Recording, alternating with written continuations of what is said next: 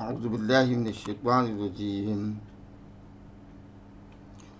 बिस्मिल्लाहिर्रहमानिर्रहीम।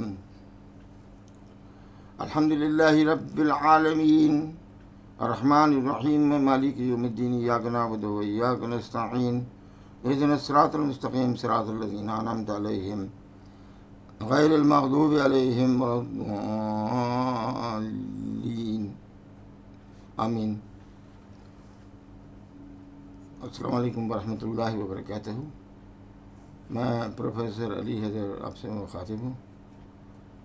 मैं जो हूँ ये चैनल जो हम इस्तेमाल कर रहे हैं उसको ऑन करता हूँ और इसके ज़रिए मैंने, जैसे आपको पता है कि मेडिकल एजुकेशन को बेहतर बनाने की कोशिश की। ये मेरा ट्रायल है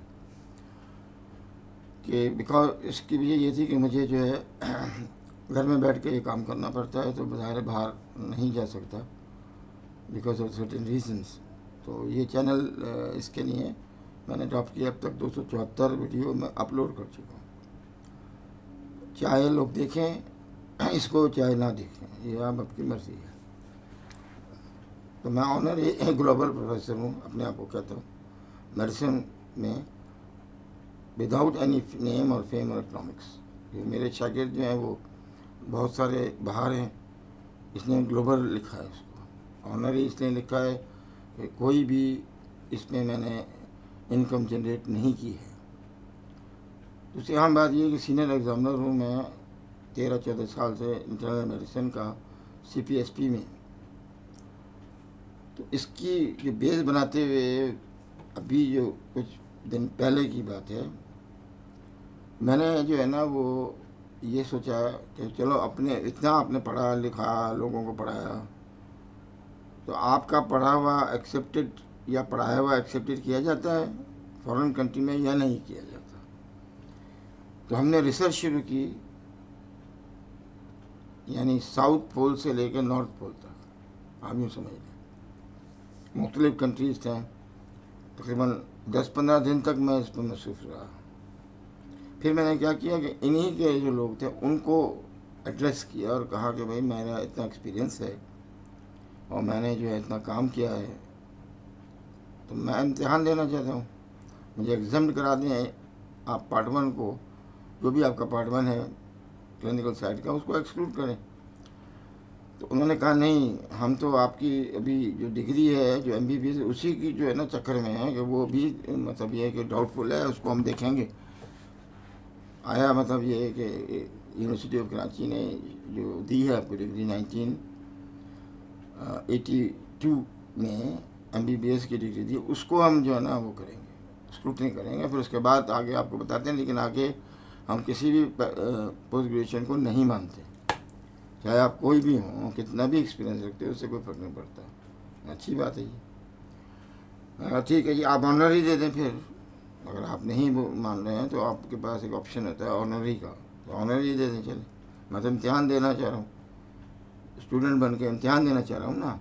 तो वो कहने लगे नहीं भाई, वो तो उसमें तो आपको 2 आदमी चाहिए, या आयरलैंड से किया हुआ हो या फिर इंग्लैंड से किया हुआ हो वगैरह वगैरह, जो कि वहाँ के फेलो हों, और वो ये रिकमेंड करें कि आप जो है ना वो इस काबिल हैं कि आपको ऑनरी दी जाए।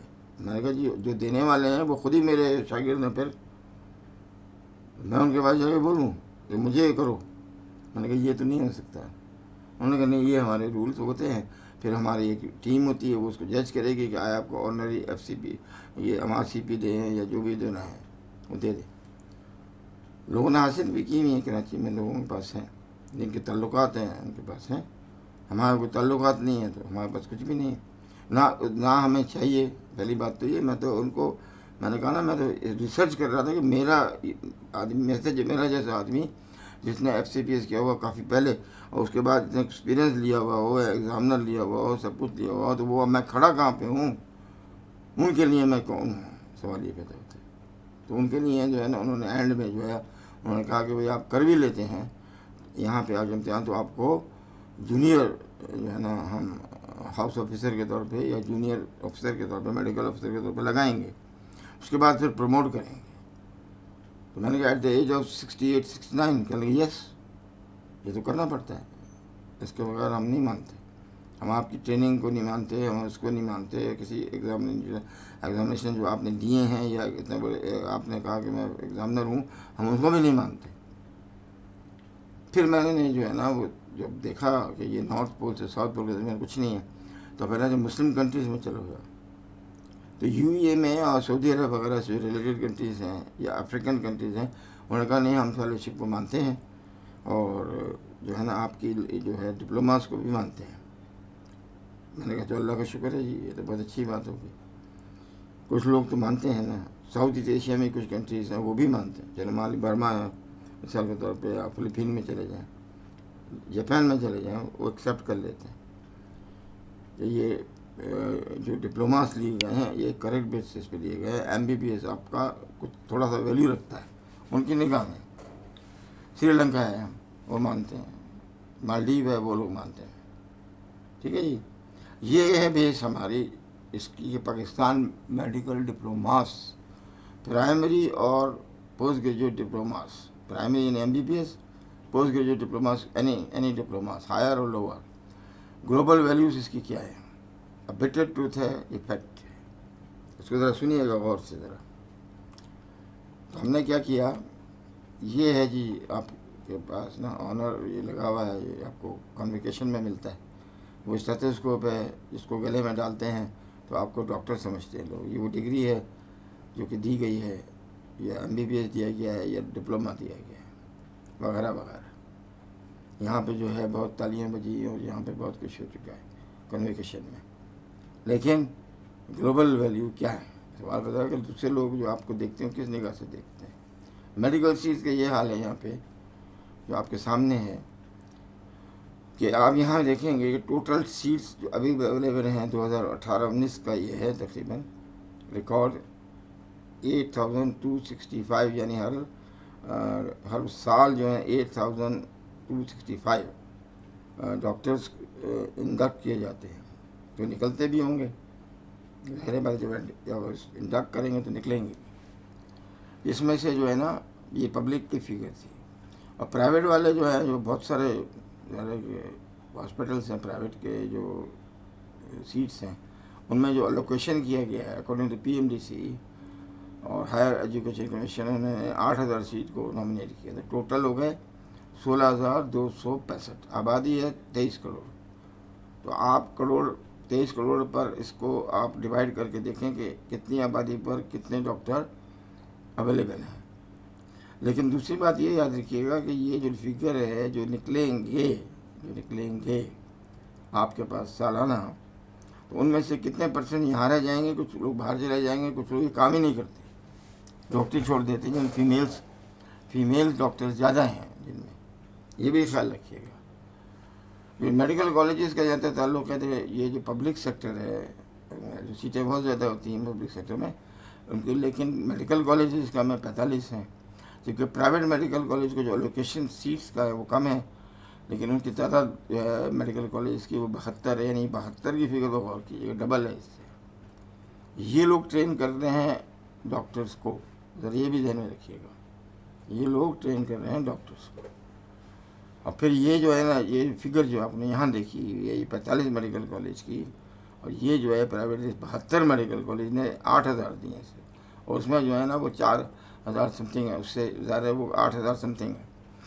तो ये फिगर जो है ना ये मिला के बनी टोटल मेडिकल कॉलेज 117 है। अब आप इसको डिवाइड कर दें अपनी आबादी से, देखेंगे पर जो है ना आपके पास फिगर के लिहाज से कितना जो है ना पॉपुलेशन जो है ना बेनिफिट होती है एक मेडिकल कॉलेज से, क्योंकि उसके अपडेटेड जो होता है वो हॉस्पिटल भी होता है जो टीचिंग हॉस्पिटल कहलाता है। ये बेसिक प्राइमरी डिप्लोमा है, इसको आप एमबीबीएस कहते हैं। यहाँ पाकिस्तान में जो तो एमबीबीएस होता है, इंग्लैंड में एमडी कहते हैं इसको, सेम चीज़ है। इसी तरीके से अमेरिका में एमडी होता है, उनका अपना एक स्टाइल है वर्क करने का, और दूसरे ममालिक में ज़्यादातर आप देखेंगे फॉलो करने वाले एमबीबीएस हैं। जो ब्रिटिश का रूल यहाँ रहा है ज़्यादातर इस कंट्रीज में, तो bachelor of medicine and bachelor of surgery. और ये एक ज़माने में इसकी बड़ी धाक थी, आपको मैं बता दूं 1965 और 70 के दरमियान की बात है। वो MBBS होता था तो उसको बहुत यानी उसकी बड़ी की जाती थी, कदर की जाती थी पूरे यानी आबादी में। वो मशहूर होता था, यार इसने MBBS किया हुआ भाई। अब ये हालत है कि MBBS करने के बाद जो है, मैं आपको सही बात बता रहा हूँ, कि बताऊँगा तो आपको दुख होगा कि हमारे कुछ लोग MBBS करने के बाद होटल चला रहे हैं, मतलब वो केटरिंग का काम करते हैं। उन्होंने ये काम छोड़ दिया। उन्होंने कहा जी हमसे ये नहीं होता, लोग मरीज़ हमें बातें सुना के चला जाता है और हम कुछ भी नहीं कर सकते, और हमें देते क्या हैं, वो 50 रुपये देते हैं, 200 रुपये दे देते हैं, और इतनी बातें सुनाता है वो। ठीक है जी। तो उन्होंने कहा जी हमसे ये बर्दाश्त नहीं होगा ना, हम अहल समझते हैं। तो उन्होंने जो है ना वो बिज़नेस शुरू कर दिया। इसलिए मैं आपसे कह रहा हूँ कि ये प्रोग्राम जो है ये बड़ी ज़बरदस्त था। अब 70 से पहले आप देखेंगे कि हमारा पावरफुल MBBS जो है तो बहुत स्ट्रॉन्ग होता था। उसके बाद ये डिग्रेडिंग शुरू हुआ, आहिस्ता आहिस्ता हुआ, लेकिन इतना नहीं था। मैं तो कहता हूँ 2010 तक भी गुजारा है। बस कॉन्वोकेशन में ये होता है, आप जाते हैं वहाँ पे, इतने देखें ना ये इन्होंने हेड्स ऑफ कर दिए हैं। तो हेड्स ऑफ का मतलब ये गया कहाँ गया, इधर गया उधर गया, कहाँ गया हमें नहीं पता। मतलब इन्होंने अपनी सारी की सारी जितनी भी इन्होंने फॉलो कर रहे हैं इंग्लैंड को फॉलो कर रहे हैं, और उन्होंने हेड्स ऑफ किए हैं जैसे वो करते हैं। उनका हेड जो होता है वो GMC में चला जाता है। आपका हेड कहाँ जाता है? ये साहब हैं, ये साहिबा हैं, आप देखें वो कहाँ जाता है? उनका तो चला गया GMC में, जनरल मेडिकल काउंसिल में, और उनको जो है ना आगे बढ़ाया उन्होंने। इंग्लैंड में जो MBBS करता है या स्वीडन में करता है, ये जो उनके रिलेटेड है कंट्रीज, उनका हेड्स ऑफ हो गया, वो चला गया। आपका जो हेड कहाँ गया? PMDC में, तो वो आपके लिए क्या करते हैं? वो तो कुछ ज़ाहिर है कुछ भी नहीं बेचारे कर सकते। उनके पास पावर है सिर्फ इस बात की कि वो किसी भी डिप्लोमा को अप्रूव करते हैं या नहीं करते। ट्रेनिंग से उनका कोई ताल्लुक नहीं है, ना वो पढ़ाते हैं, उनका कोई काम है ही नहीं, ना वो नौकरी दिला सकते हैं। उनका काम नहीं है कि वो कोई नौकरी वोकरी आपको दिलाएं। तो इसका हेड गया वहाँ, आपका हेड गया PMDC या PMC में, या रिलेटेड इदारा कोई दूसरा है। तो वहाँ पे ये हेड जो होता है वो पतंग की तरह झूलता रहता है, दाएं बाएं दाएं बाएं। ये जितने अफराद आपको नज़र आ रहे हैं, इनकी उम्मीद को देखें आप, उम्मीद बहुत ज़्यादा है। तो हमारा जो है ना आज काम पूरा हुआ। आज जो है ना हम फ्रेश ग्रेजुएट हो गए जी, मुबारक हो। अब इसके बाद एक जुमला याद रखें, जिन लोगों ने फ्रेश ग्रेजुएशन किया, एक्सपेक्ट करें लेस। एक्सपेक्टेशन इस कंट्रीज में आप रह रहे हैं, उस कंट्री में एक्सपेक्टेशन कम से कम रखेंगे तो आपको कोई प्रॉब्लम नहीं होगी। नफसियाती प्रॉब्लम भी कोई नहीं होगी और माली प्रॉब्लम भी कोई नहीं होगी। नफसियाती प्रॉब्लम का शिकार हो जाएंगे, ना भाई इतनी मेहनत की थी। याद रखिए मेहनत क्या की गई, ज़रा सोचिए ज़रा। आपने 8वीं में हार्ड वर्क किया, यानी प्राइमरी एजुकेशन में हार्ड वर्क किया, सेकेंडरी एजुकेशन में दम लगा दिया पूरा, और उसके बाद इंटर में पूरा जान लगा दी। 2 साल तक किसी से बात नहीं की, और लोगों ने बहुत बड़ी परसेंटेजेस भी ली हुई हैं, 93%, 92%। ठीक है जी। ये बात आपकी समझ में आ गई होगी कि इतनी मेहनत की गई है। MBBS को 5 साल में होता है, चलो 5.5 साल में समझ लें, लेकिन पूरी जान लगानी पड़ी उसमें। बड़ी बड़ी किताबें पढ़ी हैं आपने इसमें। उसके बाद आपको हाउस जॉब करना पड़ा। अभी तो ये निकले हैं ना, तो अभी तो ये एक उम्मीद क्या बम की कैफियत में है। और वर्क हार्ड करना पड़ता है उनको, वर्क हार्ड अगर आप करेंगे तो क्या होगा? इस beginning of dash dash dash what dash dash. जितना आपने वर्क हार्ड कर लिया, एक्सपेक्टलेस कर लिया, अपने मुतमैन कर लिया, इसमें आपको साइकोलॉजिकल प्रॉब्लम नहीं होगी। अगर आपके पेरेंट्स आपके साथ हैं, आपके लोग दूसरे के साथ हैं, तो चलो इकोनॉमिकल भी नहीं होगी। Beginning of new era, good future, what ever it is, इसको भर लें आप। ये लिखा हुआ है, मैं कोई कमेंट नहीं पास करूँगा, मैं अपना एक्सपीरियंस भी शेयर नहीं करता। चलें, आपको दुख होगा इसलिए मैं नहीं करता, छोड़ देता। लेकिन ये मैं बता दूं आपको, please respect less, work hard, वो आपको करेंगे तो इंशाल्लाह आपको प्रॉब्लम नहीं होगी। इस कंट्री में सेट किया जा सकता है बड़ी आसानी के साथ। अगर बाहर जाना चाहते हैं तो वो देखने आगे आएगा, वो आपको बता देगा क्या बाहर जाने में फ़ायदे। वर्ल्ड रैंकिंग में देख लीजिएगा, पाकिस्तान एमबीबी पोजीशन की इन 2030 में registered accepted country medical school जो हैं टोटल, जिनको स्कूल्स कहते हैं, ये 87 हैं स्कूल्स, 87 हैं। इसमें पाकिस्तानी एमबीबीएस, इंग्लैंड का एमबीबीएस, भारत का एमबीबीएस, बांग्लादेश का एमबीबीएस, इस तरह से है। उसमें आपका नंबर मुबारक हो 86 रैंक पे आप आ गए हैं। एक ऐसा कंट्री भी है जो 87 पे है, यानी आप इन्फीरियर हैं नेपाल से, इंडिया, बांग्लादेश से। ये 87 वाला कौन सा ये मैं नहीं बता रहा, लेकिन आपको ये बता रहा था कि आपकी इसमें ये कह रहे हैं कि 86 रैंक है। माशाल्लाह, what a shame, who is responsible for this?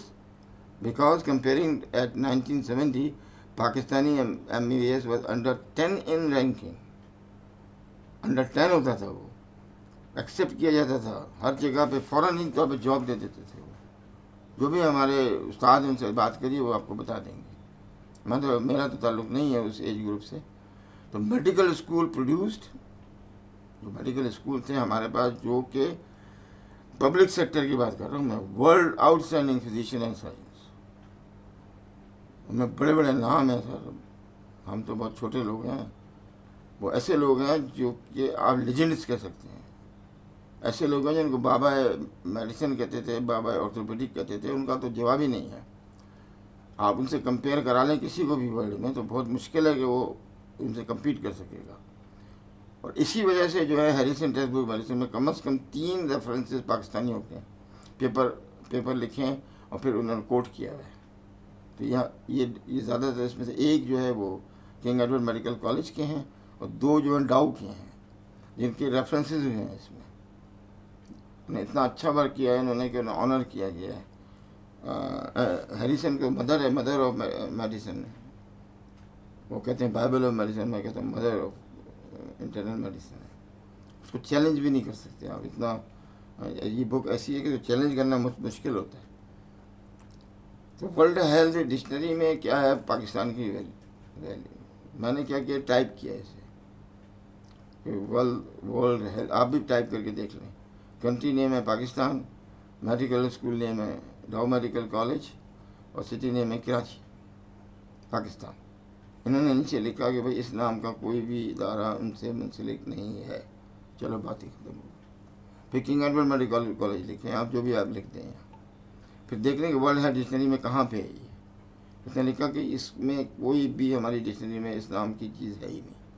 हमने कहा शायद गलती हो गई है, चलो डाउ मेडिकल कॉलेज नहीं लिखो, डाउ यूनिवर्सिटी ऑफ हेल्थ साइंसेज लिखा, तो उसको भी नहीं एक्सेप्ट किया उन्होंने। स्कूल नेम था ये, या देखिए यूनिवर्सिटी नेम नहीं है।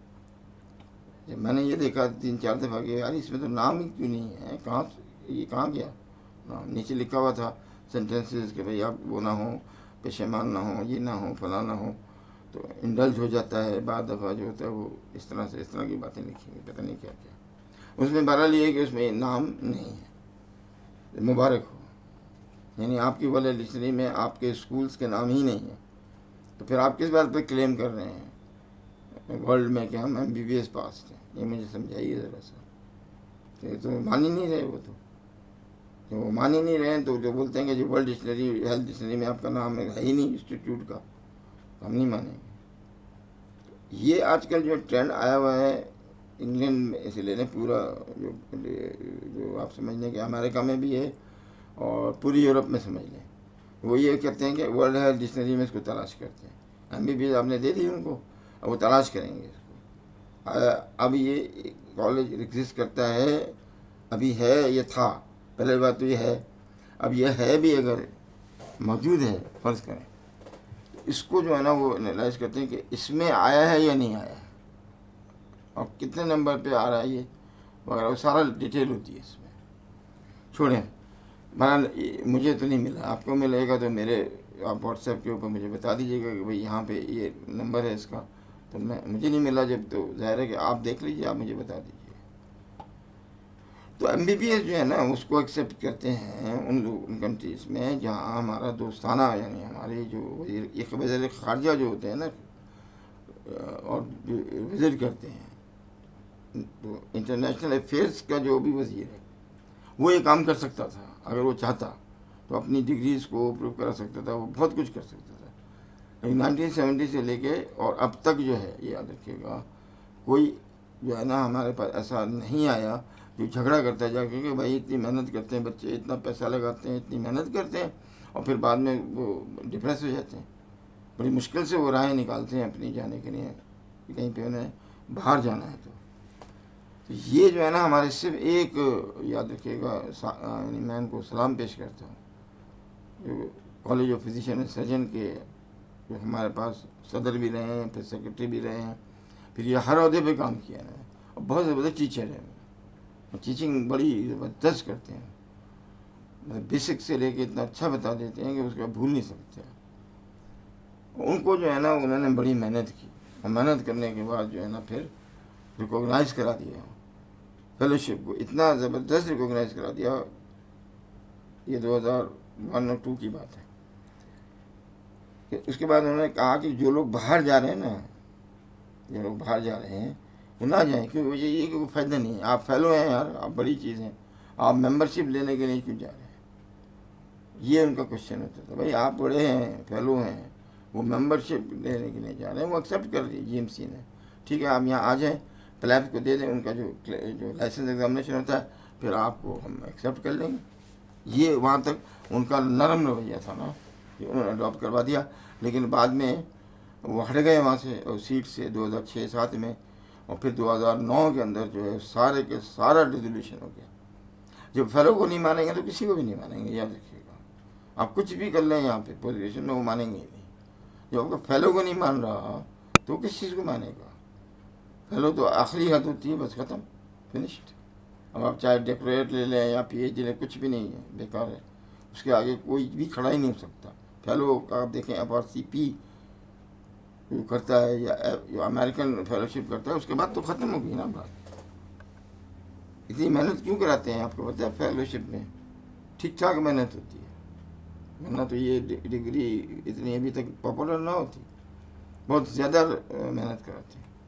तो post graduate professional medical diplomas CPSP issue करता है फेलोशिप मेंबरशिप्स। यूनिवर्सिटीज इशू करती हैं बेसिक्स को, फॉर एग्जांपल MPhil वगैरह, PhD, क्लिनिकल साइड पे शॉर्ट डिप्लोमास हैं, चाहे डिप्लोमा कार्डियोलॉजी है, डिप्लोमा न्यूरोलॉजी है, DTCD है, चेस्ट डिजीज़ का मिसाल हैं मैं दे रहा हूँ। डिप्लोमा इन डायबिटीज़ है। जो लॉन्ग डिप्लोमास इनके हैं लॉन्ग ड्यूरेशन के, वो MD है और PhD है। ये देखें यहाँ पे एक इम्पोर्टेंट बात बता दूँ, ये MD और PhD। अब ये जो है ना ये है इनके हायर डिप्लोमास। लॉन्ग डिप्लोमा का मतलब हाई डिप्लोमास। लॉन्ग इसलिए लिखा है कि सफ़र बहुत बड़ा है, आसान काम तो नहीं है ना।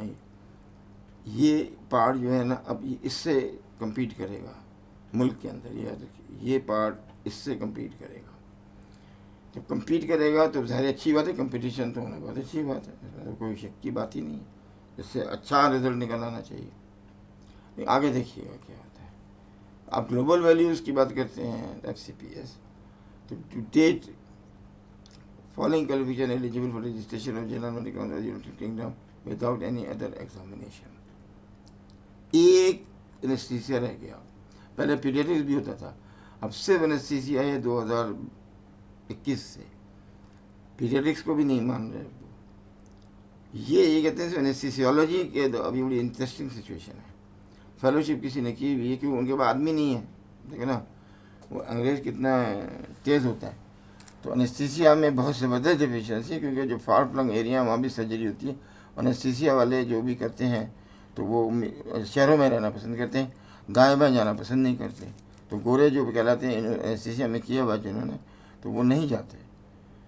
डेफिशिएंसी बहुत बढ़ गई है उनके पास, तो उन्होंने फेलोशिप एक्सेप्ट कर लिया। इसलिए नहीं एक्सेप्ट किया कि इसका वो स्टैंडर्ड था। अच्छा मुझे एक बात बता दें, जितने भी लोग हैं मैं सुन रहे हैं, अगर कोई सुने इसको, जितनी फेलोशिप होती हैं कॉलेज ऑफ फिजिशियन से, सबसे मुश्किल फेलोशिप कौन सी है? तो वो किस तरह निकालेंगे? परसेंटेज पे निकालेंगे ना, जो पास होता है इसी पे निकालोगे ना भाई, और तो कोई चॉइस नहीं है आपके पास। तो उसका जो मैं आपको बता देता हूँ, ये मैं खुद एग्जामिनर हूँ, सबसे ख़राब जो रिज़ल्ट है भयानक, वो FCPS इंटरनल मेडिसिन का है। 7%, 8%, 9%। एक दफ़ा सिर्फ 22-23%, 24% है, उसके अलावा जो है वो सब डाउन ग्रेडिंग है। 10% से कम, 12, 10, 8, 7% भी आ चुका है एक दफ़ा। ये जो है ना इतना मुश्किल काम है, डिफ़िकल्ट हो गया। अब सबसे ज़्यादा जो लोग पास हुए हैं उनकी बात कर ले चले। सबसे ज़्यादा भी तो होंगे, इसका मतलब है कि लोग काबिल होंगे तो पास हुए होंगे, डेफिनेटली पास हुए हैं। हम इस पर नहीं वो करें। पल्मोनोलॉजी, नेफ्रोलॉजी, न्यूरोलॉजी ख़ास तौर पे, और एनेस्थीसिया। मैं इसलिए किस्सा सुना रहा हूँ कि एक इनमें से कैंडिडेट था एनेस्थीसिया में, तो वो मेरे पास आया, वो बताया उसने कि वो इस तरह से MCPS किया है था उसने।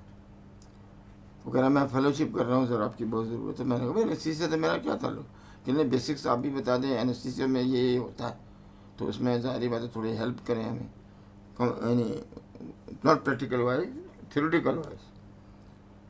मैंने थ्योरी में उसको बताया, उसने कहा जी बड़ी मुश्किल हो रही है वगैरह वगैरह, हमने बता दिया उनको। वो गया, फर्स्ट अटैम्प्ट था उसका, फर्स्ट अटैम्प्ट। ये वाक़या जो आपको बता रहे हैं 2014 का है। वो गया, उसने जाने के बाद अटैम्प्ट किया, वो पास हो गया। पास हो के मिठाई उठाई लेके आ गया, ये फेलो हो गया। मैंने कहा भैया तू तो फेलो हो गया, जो मेरे स्टूडेंट 8-8 मरतबा रगड़ा खाया हुआ है वो तो अभी तक पास ही नहीं हुए इंटरनल मेडिसिन में, तो आप एनेस्थीसिया में पहले गए निकल गए आप। मैंने कहा सर ENT में भी ऐसे ही होता है, दूसरे सब्जेक्ट जो होते हैं, ऑप्थेल्मोलॉजी का रिजल्ट बहुत अच्छा होता है, इसलिए एनेस्थीसिया भी बहुत अच्छा होता है। लोग मेहनत करते हैं ना, इसलिए मेहनत करते हैं कि छोटा सब्जेक्ट है, जिम्मेदारी ज़्यादा मैं मान लेता हूँ, लेकिन जो जो सब्जेक्ट है वो लिमिटेड है। पीडियाट्रिक्स का भी मैं बोलूँगा आपसे कि पीडियाट्रिक्स मेडिसिन जो है वो एक जो नैरो है, फील्ड नैरो है उसकी, इंटरनल मेडिसिन के मुकाबले में जो बहुत ज़्यादा है, वाइड है, दोनों डिफरेंस है। वो आसानी से आप निकाल सकते हैं, अगर ज़ोर से दम लगाएं तो ये पास हो सकता है। कहने का मकसद ये, आप ज़रा सा दम लगाएंगे वो निकल जाएगा। यहाँ पे तो लोगों ने एड़ियाँ रगड़ी हैं इंटरनल मेडिसिन में और फिर छोड़ भी दिया।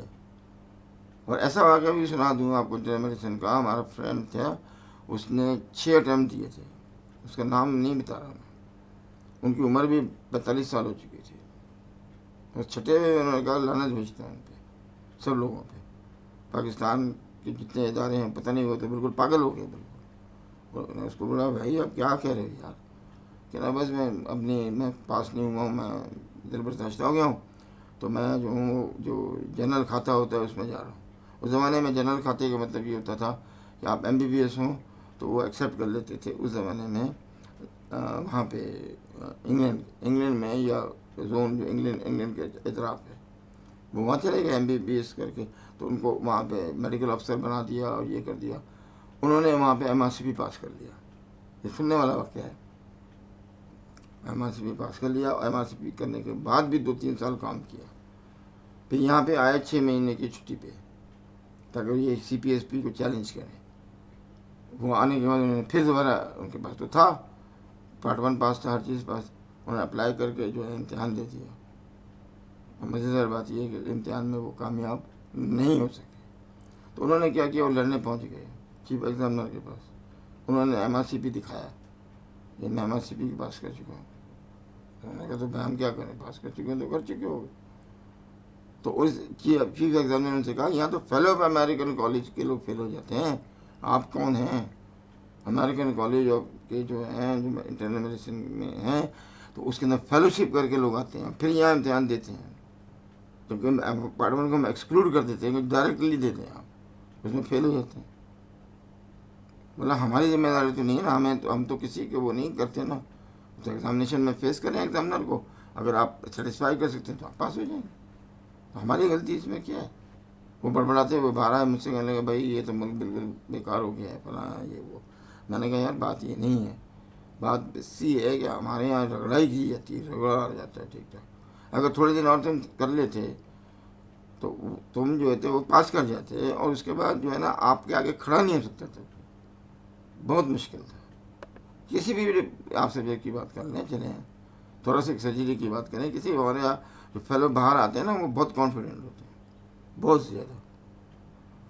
तो इसलिए जो है ना बात यह है ये इसलिए बताया जा रहा है कि ये जो सब्जेक्ट है तो नैरो सब्जेक्ट्स कहलाते हैं, उनमें उनका रिजल्ट हमेशा अच्छा आता है, और जो ब्रॉड कहलाते हैं उनमें रिजल्ट ख़राब आता है। और ब्रॉड में सबसे ज़्यादा जो ख़राब है वो इंटरनल मेडिसिन का है, 2022 का बहुत ज़्यादा ख़राब। तो ये उस लिहाज से कितने कैंडिडेट अपेयर हुए, कितने पास हुए, इसलिए है कि ये ब्रॉड है। असली बात नहीं है कि एग्जामिनर की गलती हुई, नहीं, एग्जामिनर की कोई गलती नहीं। देखिए मैंने 12 अटैम्प्ट किए पार्ट 2 के, अब सोचिए आप जरा, 12वें में मैं पास हुआ हूँ। और वो भी मतलब ये कि ज़ाहिर मैं समझता हूँ कि मैं एक लकी आदमी था कि मेरे से वो जो एग्जामिनर थे, इत्तेफाक की बात ये, वो मेरी बात पूरी सुन ली उन्होंने, जो मैं कहना चाह रहा था उन्होंने पूरा सुना। इसलिए एक फॉरेन एग्जामिनर भी था, लिहाजा उन्होंने जो है ना वो पूरा 10/10 दे दिया उसने। वहाँ तरीका यही होता है, 10/10 दो या 0 दो। तो दूसरा हमारा एग्जाम ना, उसने 10 में से पहले 6 दिए थे, उसने डर गया और 8 दे दिए फिर, ताकि वो बैलेंस हो जाए ना, क्योंकि वो चैलेंज हो जाएगा फिर, एक आदमी 6 दे रहा है, एक आदमी 10 दे रहा है। बहरहाल वो एग्जामिनेशन अल्लाह के फजल करम से वो पास कर लिया, लेकिन इस उम्र में पास किया बकौल हमारे दोस्त के कि आपके बच्चे को डिग्री लेने जाना चाहिए। मैंने कहा मुझे डिग्री नहीं चाहिए, पहली बात तो चाहिए ही नहीं, मैंने कर लिया तो कर लिया, मैं क्या करूँगा डिग्री। वो एक सर्टिफिकेट होता है, उसके पैसे जमा कराएं, आजकल 10,000 रुपये जमा कराते हैं और वो फेलोशिप का आपको सर्टिफिकेट दे देते हैं। कॉन्वोकेशन में ज़बरदस्ती पकड़ के ले गए। मैंने कहा भाई मैं नहीं जाना चाहता। उन्होंने कहा नहीं, लाजमी जाना पड़ेगा। आप ये देखिए, बात ये कहने का मकसद ये था कि मैंने मेरी एज जब थी 48 जब मैंने इसको पास किया था इंटरनल मेडिसिन में, कई साल लग गए थे मुझे। वो ये कहते हैं कि जी आप इंग्लैंड में या कहीं पे भी वो ये कहते हैं कि आपकी ये जो डिप्लोमा से हम इसको नहीं मानते ना। ठीक है, जो नहीं मानते तो नहीं मानो, हम कुछ कर तो सकते नहीं है इसमें। तो अपने अंदर जो आप जो है ना, हम अपने उसको आप देखें अपने मुल्क में, क्या आपकी खपत कहाँ पे है, सवाल ये पैदा होता है। फेलोज आपने कर ली, अब आपकी खपत कहाँ पे है, आपको जगह चाहिए, आपको सही वगैरह। सबको मालूम है कि मैंने ये बोलने की जरूरत ही नहीं है, मैं अगर किसी भी इंटरव्यू में गया हूँ कि पता है कि मैं कौन हूँ। सबसे बड़ी बात बता रहा हूँ, ये अल्लाह का एहसान है, उन्हें मालूम है कि सबसे ज़्यादा टीचिंग टाइम मेरा है पाकिस्तान में। इतनी टीचिंग की है मैंने, इतनी टीचिंग की है कि वो अभी भी अगर मैं 2 साल भी नहीं करूँ तो फिर भी नहीं तोड़ सकते रिकॉर्ड इसका। इतना ज़्यादा टीचिंग टाइम है according to the PMDC president की बात बता रहा हूँ आपसे, एक्स प्रेसिडेंट ऑफ PMDC। आप तो कह रहे थे पाकिस्तान में इससे ज़्यादा किसी का भी टाइम नहीं, लेकिन मुझे जो एक्सेप्ट ही नहीं किया गया, कहीं नहीं एक्सेप्ट किया ना। After my retirement from Dow university of health sciences as a junior consultant, not higher consultant, owned by Jinnah Sindh medical university. वहाँ 2 साल तक मैंने वर्क किया। मैंने देखा नहीं ये मेरे तरीके से नहीं पढ़ा रहे। मैं उनको बता रहा था कि भाई इस तरह पढ़ाओ, तो उन्होंने कहा मेडिकल एजुकेशन। मैंने कहा देखिए मेडिकल एजुकेशन का छोड़ दें आप, मेरा एक्सपीरियंस इतना है इसमें बताने का, जिस तरह मैं बोल रहा हूँ उस तरह बता दो। अब आपका जो ग्रेजुएट होगा वो मतलब स्ट्रांग हो जाएगा इंटरनल मेडिसिन, उसे घबराने की ज़रूरत ही नहीं पड़ेगी। नहीं माने वो लोग, नहीं माने, 2 साल करके छोड़ दिया। मुझे हमारी वैसी वैल्यू ही नहीं है तो फिर क्या करेंगे। आपकी खपत कहाँ है, सवाल ये है मेरा, खपत कहाँ है। क्या आप किसी इदारे में से मुंसलिक हो जाएंगे, चलो मान लिया आपकी मतलब ये है कि इकोनॉमिकली चलेंगे ना, आप तो जो चल रहे हैं इकोनॉमिकली चल रहे हैं, याद रखिएगा आपकी इकोनॉमिक्स अच्छी हो जाएगी, चलो ये बात आपको। लेकिन जो दूसरी चीज़ें हैं वो डिग्रेड हो जाएगी, आप भूल जाएंगे, आप भूल जाएंगे। आपसे जो है ना बेसिक क्वेश्चन भी अगर कर दूँ मैं एनेस्थीसिया का, जबकि वो आपको 10 साल पहले एनेस्थीसिया में पास कर चुके हैं, आप नहीं बता सकते। इसलिए कि वो भूल गए, आपने दोबारा तो दोहराया नहीं, ना आपने अपने आप को अपग्रेड किया, ना आपने किया कभी अटेंड कर लिया तो कर लिया सेमिनार, वरना नहीं किया। तो इसलिए मैं आपसे कह रहा हूँ अपने आप को वर्क हार्ड करें लोग और अपग्रेड करते रहें, यानी अपनी नॉलेज को जो रिसेंट एडवांसेस के मुताबिक पैरेलल कर लें, तो उनके लिए बहुत फ़ायदा हो जाएगा। MCPs and lower diplomas value in Pakistan and abroad. These are shortcuts, याद रखिएगा। MCPs या lower diplomas to become a specialist, कोई स्पेशलिस्ट बनना चाहता है उसका शॉर्टकट है ये। They are fulfilling the deficiency of specialist in country. ये इन्होंने जो है ना काम किया ज़बरदस्त, जहाँ पे डेफिशिएंट थे स्पेशलिस्ट उन्होंने पुर कर दिया। ये बड़ी बात है। मानीय थे लोग, ये चले जाएंगे और उनकी इज्जत और तकरीम बहुत होती है।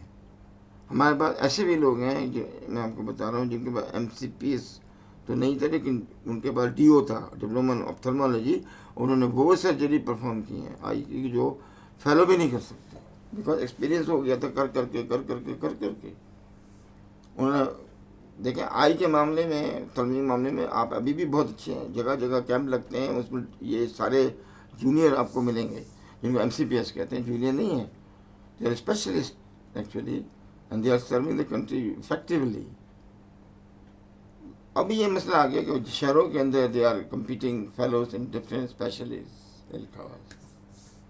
यहाँ पे जो है ना वो एक ही हॉस्पिटल में आपको MCPS मिलेगा बंदा, उसी हॉस्पिटल में MCPS गायनी है या FCPS गायनी भी मिलेगी।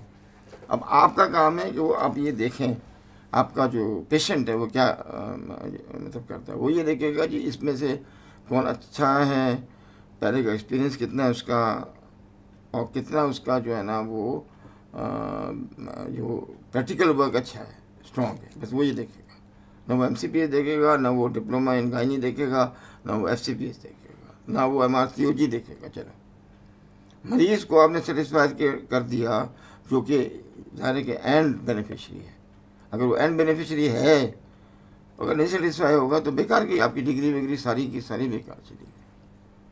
लिहाजा जिन लोगों ने MCPS किया हुआ है और किसी भी सब्जेक्ट में किया है, उन्हें फुलफिल किया है अपनी पोजीशन को, इसलिए कि वो वहाँ भी गए हैं जहाँ फेलो नहीं जाना पसंद करते, और अच्छी उनकी जो है ना एक्सपीरियंस होता है। ये मैं आपको बताऊँ, उनका एक्सपीरियंस बहुत स्ट्रॉन्ग होता है। मैंने अपना ट्रीटमेंट MCPS से कराया हुआ है। आप सोचिए, फेलो हूँ मैं, लेकिन मैंने कहा नहीं सर आपको ही करना है, दूसरा नहीं, मैं नहीं कर पाता। फिर उन्होंने करना पड़ा सर्जिकल इमेजिंग के साथ। मैं नाम नहीं ले रहा उनका, लेकिन वो ज़ाहिर है उन्होंने पता नहीं कितने फेलो तो अपने हाथ अंडर से निकाल दिए। तो उनके तो हमारे तो बुरखे भी नहीं उनके बराबरी कर सकते। लेकिन MCPS किया हुआ था उन्होंने सर्जरी में, लेकिन वो स्ट्रॉन्गेस्ट उनके हैंड थे। पढ़ाने में भी अच्छे थे, बताने में भी अच्छे रहे हैं। वो पता नहीं कितने 1000 लोग अंदर से निकल गए उनके। इसलिए इनका एक रोल है बहुत बड़ा। This diploma are accepted in Saudi Arabia, UAE zone है, UAE में, और western countries and some countries of North African countries हैं, साउथ ईस्ट एशियन कंट्रीज हैं। वही कंट्रीज हैं जहाँ आपकी डिग्री को भी 100% एक्सेप्ट किया जाता है। अब अगर आप देखेंगे FCPS जिसने किया हुआ है, और मज़ेदार बात यह है कि जिसने MD या PhD किया हुआ है, उनका मुकाबला करा के देखें। जो MD के लोग होते हैं, याद रखिएगा, उनका बारे में मैं सिर्फ इतनी बात कहूँगा कि वो इसलिए आए हैं MD, उन्होंने नहीं चूज़ किया FCPS। क्यों?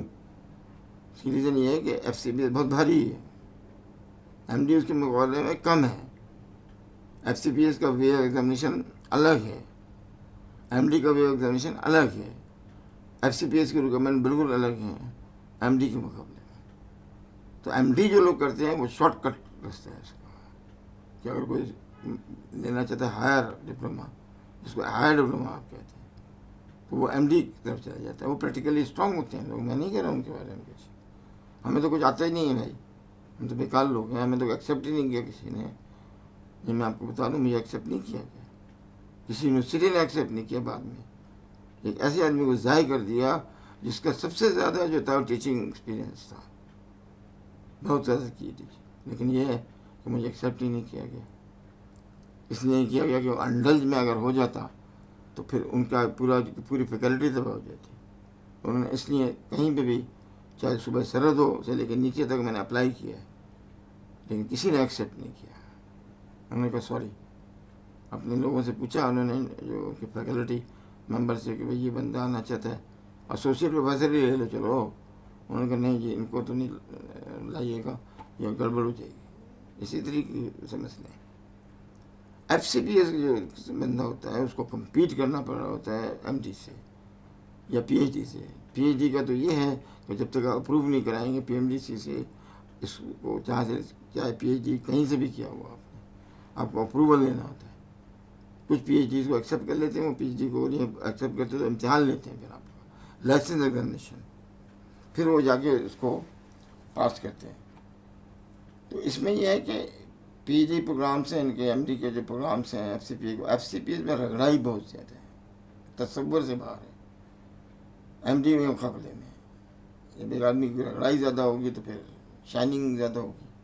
एमडी जो होता है वो बहुत ज़बरदस्त लोग हैं, मैं नहीं कह रहा कि उनकी नॉलेज नहीं है, बिल्कुल नहीं, मैंने खुद एमडी किया हुआ है, तो मैं क्यों बोलूँ ये बात। लेकिन ये है कि मैंने दोनों इम्तिहान दिए, मैं आप समझ लीजिए, इसको भी दिया हुआ इसको भी दिया हुआ, यूँ कह लीजिए। अब ये जो है ना, ये बहुत मुश्किल है, डेफिनेटली बहुत मुश्किल है। इसके मुकाबले में ये ज़्यादा गो थ्रू एग्जामिनेशन है, इसके मुकाबले में मैं बोल रहा हूँ। पीएचडी का तो ये है कि भाई आप जो है ना वो पेपर लिखें, पेपर लिख के उसको रिसर्च करें, रिसर्च करके डिफेंड करें और बात ख़त्म, दैट्स ऑल। अब वो आपको पीएचडी दे देगा या एमडी पहले कर लें या ये करके फिर लीड करें पीएचडी को। पीएचडी का मतलब यह है कि बहुत बड़ा बंदा है। लेकिन जितने भी पीएचडी हैं हमारे, तो हमने जिनको देखा है या हमारे हम क्वालिफिकेशन की तरफ से अगर मैं बात करूँ तो पीएचडी जो है ना, जो क्लिनिकल साइड है उसमें पीएचडी करना बिल्कुल बेकार है। क्यों, आपने पेपर राइटिंग करके पीएचडी लिया ना, आपने एमबीबीएस किया फिर पीएचडी कर लिया, एमफिल करके चले, एमफिल किया और फिर पीएचडी कर लिया, चले इस तरह कर ले, या एमडी करके कर लिया। तो भाई आपके पास जो है ना जो क्लिनिकल नॉलेज होनी चाहिए, जो क्लिनिक एक्सपीरियंस होना चाहिए, वो लैकिंग है। लिहाजा ये क्या है कि जहाँ पे बैठे हैं ये पीएचडी डर्मेटोलॉजी फलां फलूँ, तो वो शेकिंग है वो बहुत ज़्यादा उनके मुकाबले में जिन्होंने ये किया हुआ है, एफसीपीएस किया हुआ है या एमडी किया हुआ है और एक्सपीरियंस उनका बहुत ज़्यादा है। ये है मेरा जो है ना इन्फ्लुएंस इसके लिहाज से। मैं किसी पे कोई तंज नहीं कर रहा, किसी पे कुछ नहीं कर रहा, ये हमारे लिए काबिल एहतराम लोग हैं सारे के सारे। अब recognition of FCPS in foreign countries, historical facts ये आपको मैं बता रहा हूँ, ये बड़ी सुनने वाली बात है कि since 2009 all FCPS from Pakistan gain acceptance. 2002 में इन्होंने 2001 में उन साहब ने जो कॉलेज फिजिशियन के थे उन्होंने बार बार दौरे किए, जो आपके फॉरेन मिनिस्टर थे उनको करने चाहिए, वहाँ एक्सेप्ट करवा दी, जीएमसी में भी करवा दी, आयरलैंड में भी, सब जगह। अब आपको चाहे प्लैब देना है, उनका लाइसेंस एग्जामिनेशन दें और प्रैक्टिस शुरू करते हैं डायरेक्ट, तो उन्हें एक्सेप्ट। इनमें ये ऐसे भी लोग थे जिनमें इन्होंने कोशिश करके प्लैब को एक्सक्लूड करा दिया। ये इनका बहुत बड़ा कारनामा है। एक दफ़ा गए तो पहले एक्सेप्ट करा दिया, दूसरे में प्लैब को भी एक्सक्लूड करा दिया, चलो बात ही ख़त्म हो गई।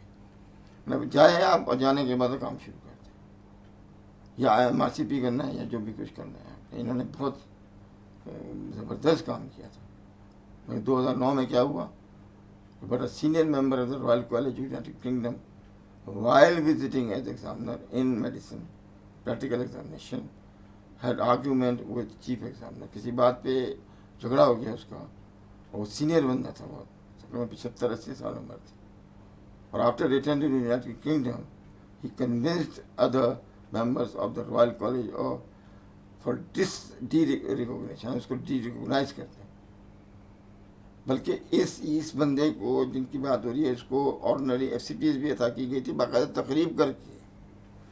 ऑर्डनरी एफसीपीएस जो है ना वो बड़े लोगों को दी जाती है, जैसे बेनज़ीर भुट्टो को दी गई या मुज़फ़्फ़र मुशर्रफ को दी गई। ये डिग्री का मतलब ये था कि आपको ऑनर दिया जा रहा है, ऑनर होता है ना, तो उसको देने के लिए उन्होंने जो है ऑर्डनरी एफसीपीएस दे दिया। ये बंदा वो है जिसने ऑर्डनरी एफसीपीएस तकरीब में हासिल किया, बाकायदा बहुत बड़ी तकरीब हुई उसमें, बहुत ज़्यादा, वो बड़े तेज़ बंदे थे वो जो कॉलेज फिजिशियन के। मसला क्या खड़ा हो गया कि आर्गूमेंट हो गया चीफ एग्जामिनर से, और इनका चीफ एग्जामिनर का आर्गूमेंट बिल्कुल सही था। जब चीफ एग्जामिनर का पावर होती है कि वो रिज़ल्ट को चेंज कर सकता है, अगर वो देख ले कि इसमें जो है ना कोई गड़बड़ है या वो नहीं कर पाए हैं। ये बड़े नाराज़ हुए कि मेरे रिज़ल्ट को क्यों चेंज किया। उन्होंने बताया कि ये असल में हमारे यहाँ जो कैंडिडेट होते हैं, दूसरा एग्जामिनर है, वो भी सीनियर एग्जामिनर है, आपके साथ था, उसने जो है इतने मार्क्स दिए हैं, आपने जो है ना इतने मार्क्स दिए, तो गलत है ये।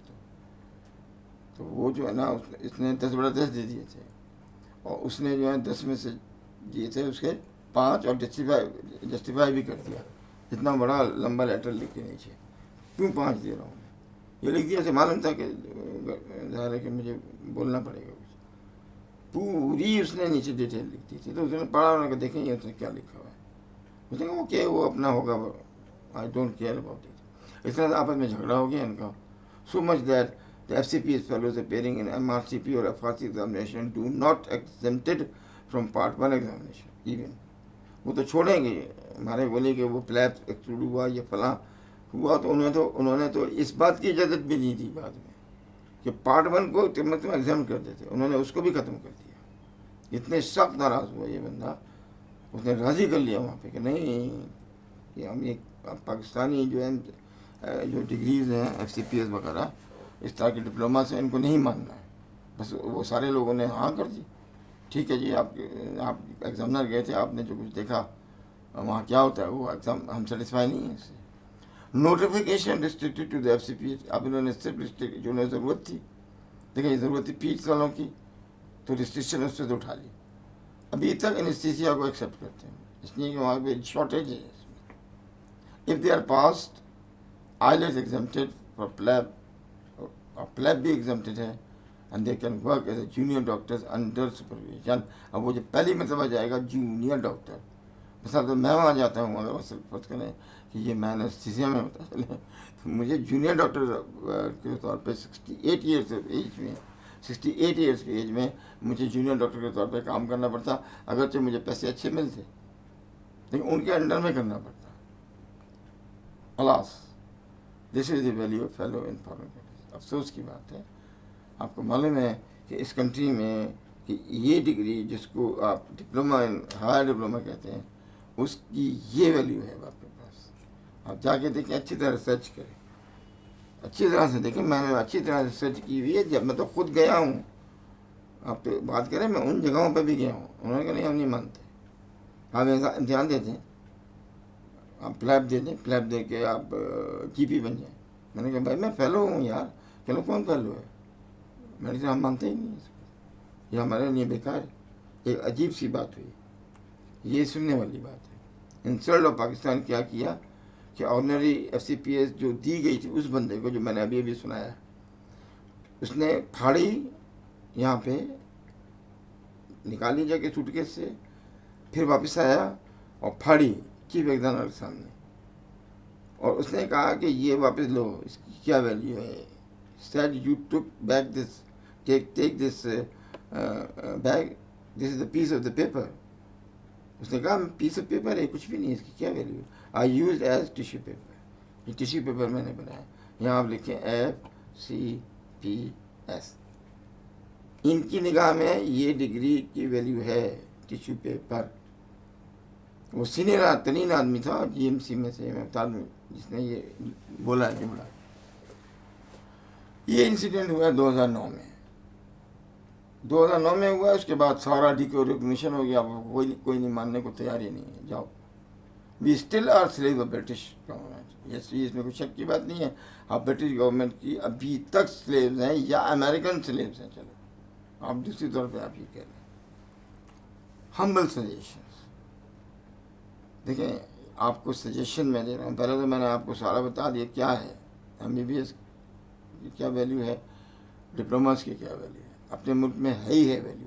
मेहनत करें और हासिल करें, आगे चलें। हम्बल सजेशन ये है कि पेरेंट्स के लिए है कि please do not force your child to own medical field until he is consented and interest worth a lot। अगर वो इंटरेस्टेड है, कंसेंटेड है, तो फिर तो आप उसको पुश करें, और अगर नहीं है तो ज़बरदस्ती के नहीं, मैं 2 बेटे इंजीनियर है तो तीसरा बेटा डॉक्टर बन जाए, भाई उसका एप्टीट्यूड ही नहीं है। There should be honest free aptitude test होना चाहिए बिफोर एंट्रिंग। ऑनेस्ट लिख दिया है मैंने, ठीक है ना। ये ऑनेस्ट इसलिए लिखा है कि 4 चीज़ों को कवर करता था। एप्टीट्यूड टेस्ट लें, लेकिन ऐसे नहीं कि भगदड़ हो रही है जैसे होता है यहाँ पे एंट्री टेस्ट में। देखें शामिल लगे हुए हैं, इनकी मेहनत की है बच्चों ने, अब उनका टेस्ट भी लिया जा रहा है, एंट्री टेस्ट भी लिया जा रहा है। यानी इसका मतलब हुआ कि जो इंटर में उन्होंने परफॉर्म किया वो आप एक्सेप्ट खुद ही नहीं कर रहे हैं। आप ये देखिए, आप अपने इंटर को खुद एक्सेप्ट नहीं कर रहे हैं और आप एंट्री टेस्ट रख रहे हैं, खुद उसे एक्सेप्ट भी नहीं कर रहे हैं। उसकी जो मेरिट बन रही है उसको एक्सेप्ट नहीं कर रहे, क्योंकि यहाँ पे घपला वो बोलने हुआ है। तो घपला यहीं से आपने बोल दिया तो आगे क्या होगा फिर? तो एप्टीट्यूड टेस्ट लें आप बच्चे को, फिर आप दाखिल करें। Government should own all private medical. ये देखें, ये है मुसीबत। अगरचे PMDC अप्रूव कर दे, मैं कहता हूँ आपसे कि मैंने खुद काम किया हुआ है, I am so sorry about it. वहाँ मोनोपोली है, मैं आपको बता रहा हूँ। किसी भी एक बंदा चला जाता है, वो मोनोपोली वो बन जाता है, वहाँ का हेड बन जाता है। डिपार्टमेंट ऑफ मेडिसिन ले लें, कुछ भी ले लें। अब वो अपने बंदों को रिक्रूट करेगा, अपने बंदों को सिर्फ रिक्रूट करेगा, दूसरे बंदों को रिक्रूट नहीं करेगा। अब ये जो है ना, ये इस तरह से वो लेते हैं, इसमें रिक्रूटमेंट करते हैं, अपनी फैकल्टी को इस तरह बढ़ाते हैं। जब इस तरह बढ़ाएंगे तो उसका क्या ट्रेनिंग होगी और क्या होगा, आप खुद सोचिए ज़रा। ये पार्ट बहुत ही खतरनाक है, क्योंकि ये भी MBBS होल्डर्स हैं। आप भी, आपने किंग एडवर्ड मेडिकल कॉलेज से पास किया, आप भी MBBS, दोनों बराबर हैं, दोनों बराबर हैं। उन्होंने PMDC से लाइसेंस लिया, आपने भी ले लिया। उन्होंने जो मेहनत की है जिस तरीके से, और MBBS किया है, या जिस तरह से मेरिट में आए हैं, बहुत मुश्किल था। ये वो अफराद हैं जो मेरिट से बाहर हो गए, तो उन्होंने फिर अपने पैसों के जोर के ऊपर प्राइवेट मेडिकल स्कूल्स में लिया। आगा खान में इस वक्त 2.25 करोड़ रुपए का, ये 2 करोड़ के अराउंड जो है ना, वो MBBS है। अब अंदाजा लगा लीजिए, 1 करोड़ 10, 1 करोड़ 20 से कम कोई भी मेडिकल स्कूल आपको नहीं मिलेगा। डॉलर की कीमत डॉलर में लेते हैं वो, तो उसके हिसाब से मैंने बता दिया। और उनकी जो अपनी एंट्री टेस्ट होते हैं, हालांकि इसके लिए रिस्ट्रिक्शन है, आप ऐसे नहीं ले सकते। तो इसके entry should be done on merit पे होनी चाहिए। ये भी अगर दाखिल आप दे भी रहे हैं तो उसकी भी तो मेरिट बनाओ। नहीं, और not merit, on merit not finance. एक और बात बता दूं कि एक बंदे ने मेरिट, मैंने एक प्राइवेट मेडिकल कॉलेज था, तो वहाँ पे जो है ना, उसने ये दिया एंट्री टेस्ट। जो एंट्री टेस्ट दे रहे थे तो वो क्या करा उन्होंने कि हमसे उन्होंने चेक करवाया कि आप जरा पेपर चेक कर लें। हमने कहा कर देते हैं। तो उस बंदे के 10 में से, जो जिसने लड़का था जिसकी बात हुई है, 10 में 2 आए, 3 आए, बहुत कम थे, नहीं कर सका वो। तो उन्होंने कहा कि जो बैठे हुए थे, जो उन्होंने भी, जो दूसरे भी देख रहे थे, मैंने कहा भाई देख लो भाई, ये नहीं हो कल को कोई बात हो जाए। उन्होंने कहा नहीं, ये बिल्कुल सबने साइन कर दिया। और वो जो प्रिंसिपल था उसको दे दिए। प्रिंसिपल ने क्या किया, रातों रात जो है ना, उस रिजल्ट को 2 से 8 कर दिया। 2 लिखते ना, वैसे 8 करके, और कहा कि ये क्लियर है। और उससे जो पहले बात की वो ये, उस बंदे ने क्या किया जो दाखिले लग रहा था, उसने कहा हमारे जो वालिद है ना, तो बहुत बड़ा बिजनेस है अमेरिका में, 2 करोड़ रुपए उसने जो है ना वो की फंडिंग की है एक मेडिकल स्कूल की, 2 करोड़। मैंने कहा यार 2 को 8 बनाओ, उसको ले। और ये बताइए 2 से 8 तो बना दिया आपने।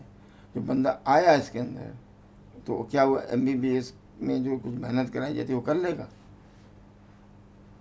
जाहिर बात है, उसकी किस्सा आगे चलता है तो वो उसका अपना कमरा लिया, उसको अलग कमरा दिया गया हॉस्टल में, उसने एक नौकर रखा, एक गाड़ी रखी, अब अंदाज़ा लगाइएगा, शोफर था उसके पास बाकायदा। वो जो था 2 जगह से सिर्फ खाना खाता था और कहीं से नहीं खाता था। जो अमेरिकन यहाँ पे KFC है, जो भी है, 2-3 जगह है, वो उन्हीं से मंगवाता था। जब तक वो ये रहा, वो यही करता रहा। बड़ी मुश्किल से उन्हें किसी तरीके से भी बहरहाल वो क्लियर किया होगा, मुझे नहीं पता। जब ये हाल होगा तो फिर क्या आप बराबर हो गए? वो तो बराबर हो गया आप, तो फिर वो तो ज़ाहिर है बाहर भी बात जाएगी, वो फिर मजाक उड़ाएंगे आपका। ये क्या कर रहे हैं आप? After graduation the fresh doctor should understand the value of diploma in country and outside. इनको पता होना चाहिए कि हमारी वैल्यू क्या है। ये बात बहुत ज़रूरी है। आपको ये मालूम होना चाहिए, आप जो बाहर आए हैं तो आपकी वैल्यू अपने कंट्री में क्या बहुत ज़बरदस्त वैल्यू है, चलो मान ली यहाँ तो है। आउटसाइड अगर जाना है आपने तो फिर उसकी वैल्यू क्या है, प्राइवेट मेडिकल स्कूल जो है उनमें से कुछ बहुत ही जो है ना अच्छे हैं, मैं ये नहीं कह रहा सारे, याद रखिएगा वहाँ पे ऐसा नहीं होता, लेकिन फाइनेंस बहुत इंपॉर्टेंट है। हाँ, मैं किसी भी मेडिकल स्कूल की बात करता हूँ, चाहे अगर मैं 20 करोड़ रुपए करता हूँ डोनेशन, मुझे रोकेंगे वो दाखिले से? मेरा सवाल है तमाम लोगों के लिए, चले 20 करोड़ में दे रहा हूँ, नहीं ऐसे कैसे हो सकता है? उनको ज़्यादा ज़रूरत पड़ती है, फाइनेंस की ज़रूरत पड़ती है, तो कौन छोड़ेगा ये मुझे बताएं? वो खुद ही पढ़ाने बैठ जाएंगे, उनका प्रिंसिपल उसे खुद पढ़ाएगा उस बच्चे को, चलो यार ये 20 करोड़ रुपए इसको फंडिंग हो गई है तो मैं खुद पढ़ाता हूँ, इसको सिखा दूंगा। अब इसके हालात देख लें, फिर आप कंपेयर कर लें। लेकिन भारत प्राइवेट मेडिकल स्कूल बहुत अच्छे भी हैं, मैं ये नहीं कह रहा, वो बहुत अच्छे ग्रेजुएट्स प्रोड्यूस किए उन्होंने, no doubt. Fresh graduate suggestions, choose first, क्या करना है, क्या first, whether you want to become a clinician और ओबिंग बेसिक, ये बड़ी इंपॉर्टेंट बात है। क्या आप इंटरेक्शन चाहते हैं पेशेंट से या इंटरेक्शन नहीं चाहते, तो बेसिक सब्जेक्ट ले लें, और इंटरेक्शन चाहते हैं तो क्लिनिशियन आप बन जाएं। बेसिक सब्जेक्ट में एमफिल है, पीएचडी है, ये सब्जेक्ट्स होते हैं। हायर डिप्लोमास इसके हैं लेकिन बहुत कम है। एनाटॉमी है, physiology, biochemistry, histopathology, pharmacology, forensic medicine, clinical pathology, histopathology, clinical microbiology, chemical pathology, hematology, diagnostic radiology, community medicine, epidemiology and medical statistics, psychology, etc. ये बेसिक सब्जेक्ट, इसमें इंटरेक्शन नहीं है, इतना इंटरेक्शन नहीं है, ये क्लिनिकल साइकोलॉजी नहीं है, ये साइकोलॉजी है। तो फिर इसमें इंटरेक्शन इतना है नहीं, पेशेंट से कोई ताल्लुक नहीं, आराम से अपना आया पढ़ाया घर चले गए आराम से, पूरा दिन आपके आज़ाद है। पीएचडी कर लें आप फिजियोलॉजी में, आपके मज़े आ जाएंगे, करें, आपको बहुत फ़ायदा होगा। अगर आप पेशेंट से बचना चाहते हैं, दिमाग इस्तेमाल करना पड़ता है, अगर आप इस्तेमाल करना चाहते हैं दिमाग के तो अच्छी बात है। फ्रेश ग्रेजुएट सजेशन क्या है, if your attention is to go outside, just stick to it and try to clear foreign entry test even in many attempt. ये याद रखिए, अगर आपने चूज़ किया है बाहर जाना तो फिर बाहर ही बाहर जाना है, डबल माइंडेड मत हुइए। अगर आपको पास करना है तो वही इम्तिहान पास कीजिए जो आप दे रहे हैं। मिसाल के तौर पे आप जो है ना अमेरिकन करना चाहते हैं तो अमेरिकन का जो एग्जामिनेशन होता है, स्टेप्स होते हैं, वो आप करें।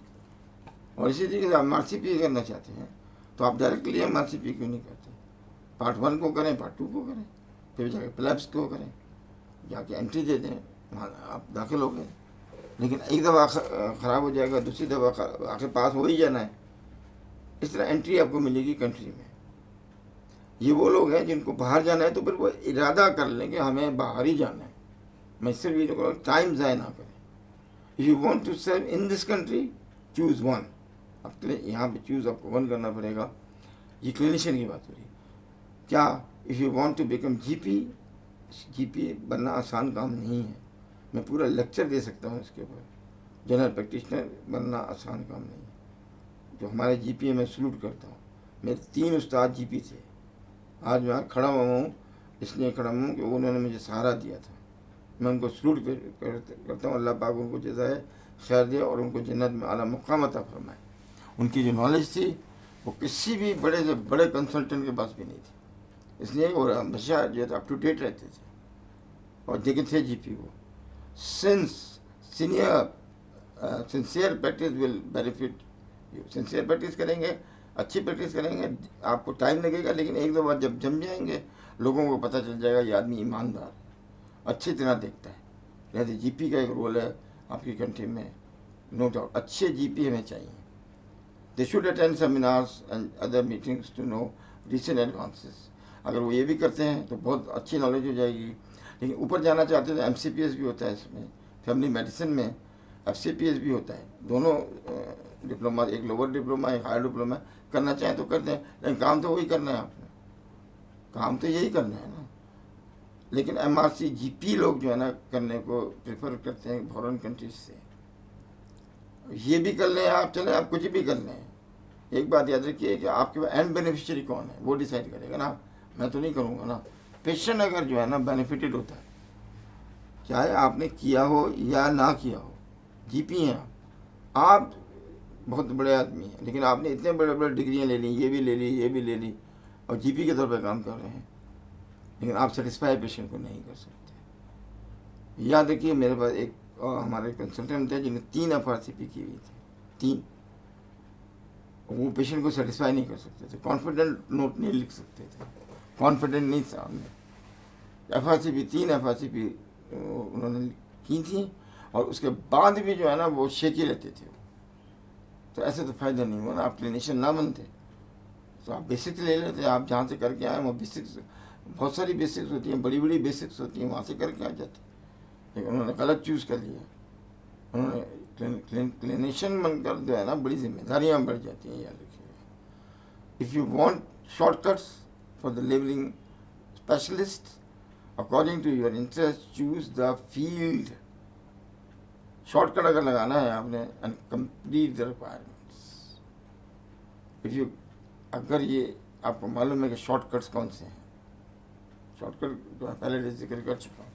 आप लोअर डिप्लोमा ले लें, आप PhD में दाखिला ले लें, आप किसी के अंडर में MD कर लें, जो भी आप करना चाहें, और डायरेक्टली मतलब इससे बच जाएंगे, इस ख्वारी से जो फेलो को होती है ख्वारी। लेकिन आप फेलो अगर करना चाहते हैं, सेलेक्ट, इसमें मैं कहूँगा कि जितना medicine analyte, surgical analyte, gynaecology, paediatrics वगैरह, इनमें से आपको माइनर सब्जेक्ट चूज करना चाहिए। इंटरनल मेडिसिन बहुत मुश्किल है पास करना, और उसके बाद इसका आउटकम, ये पैसे या कमाते हैं लोग जो ज़्यादा बहुत कम है, वो उतने हायर लेवल पर नहीं कमा सकते। जो इंटरवेंशन कार्डियोलॉजिस्ट कमाएगा वो क्लिनिकल कार्डियोलॉजिस्ट नहीं कमा सकता, उसके मुकाबले में एक बड़ा 10 भी नहीं कमा सकता। ये डायलेमा है ना सोसाइटी का। जैसे डायलेमा है तो ठीक है, छोड़ दें, लेकिन ये है कि फेलोशिप करें तो आप माइनर सब्जेक्ट जनरल मेडिसिन वगैरह या जनरल सर्जरी वगैरह ऐसे सब्जेक्ट ना लें। या मरीज़ खुद ही पता नहीं है कि इसके पास जाऊँ या किसके पास, उसे पता है कि मुझे अगर कार्डियक बच्चा है मेरा तो पीडियाट्रिक कार्डियोलॉजी में जाना है मुझे, या यूरोलॉजी में जाना है, उसको पता है ये बात, या पीडियाट्रिक ऑन्कोलॉजी में जाना है, या उसका पेट का मर्ज है तो गैस्ट्रोएंटेरोलॉजी में जाना है, नेफ्रोलॉजी में जाना है, इंटरवेंशन कार्डियोलॉजी में जाना है, डिपार्टमेंट में पल्मोनोलॉजी में जाना है, न्यूरोलॉजी में जाना है, एंडोक्रिनोलॉजी में जाना है, डर्मेटोलॉजी में जाना है, या क्लिनिकल हिमेटोलॉजी में जाना है। क्लिनिकल हिमेटोलॉजी ये बड़ा ज़बरदस्त सब्जेक्ट है। क्लिनिकल फिजियोथेरेपी एक सब्जेक्ट होता है, या अप्लाइड फिजियोथेरेपी, क्लिनिकल अप्लाइड बहुत ज़बरदस्त सब्जेक्ट है।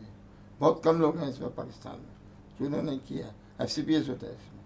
अच्छा, न्यूनोटोलॉजी है, इसमें भी बहुत कम लोग हैं, ये पास आसानी से हो सकता है।